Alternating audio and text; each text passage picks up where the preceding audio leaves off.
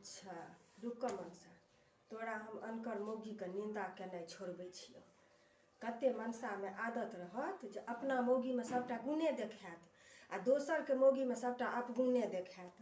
आ कते मौगियो में लक्षण छै जे हम सुनरी हमर से सुनरी आ गामक लोक बनरा बनरी। आई रुक तो देखबै छियै।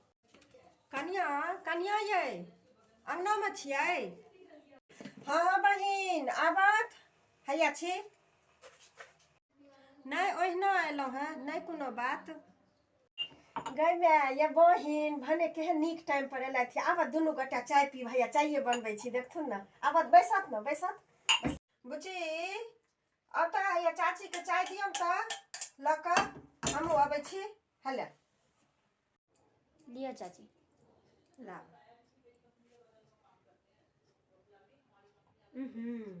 बड़ नीक छ चाय।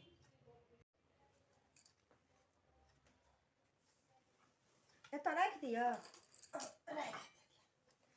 बुझलियै कन्या की कहू, कते मनसा के आदत रहत दोसर घर के निंदा बजैत बजैत मोनो ने चंग होइ छै। कते घर ककरा घर में नून लगै छै, कतऽ बर्तन छै, कतऽ जाइ छै नहीं जाइ छै। दोसर के घर के एतेक टेंशन रहत ओकरा आ अपना घर में ओकर कोनो मोजर नहीं रहत। बुझलियै। आ खाली दोसर के मौगी के की कहत, ए ओकरा सन के हमर मौगी रहतै, चीर देबै फाड़ि देबै, गाम से भगा देबै, जहर खुआ देबै। बुझलियै। दोसर के मौगी के बारे में बजैत रहत आ ओ मनसा जहन अंगना में रहत अहाँ ओइ काल में चलि जइयो ओकरा अंगना तो ओ मनसा बिलाड़ि बनल बैसल रहत। अंगना जायत तो कोन्टे फरका पहले मोबाइल बंद क लेत डर से जे मौगी आगू में ककरो फोन नहीं आबि जाए। बुझलियै। आ ओ मनसा दलाने दलाने दोसर के निंदा केने फिरै छै।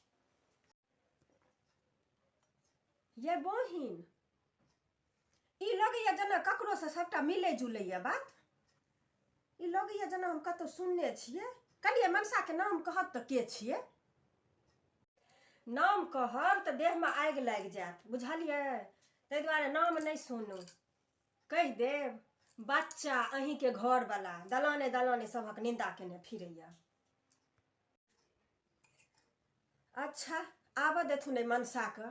आइ मनसा के तेहन के इलाज करबै ना जे आइ के बाद आदते छूटि जेतै दोसर मौगी के चिरौरी केनाइ। आइ आबऽ देथुन, ई शांत रहत, हम आइ इलाज करै छियै।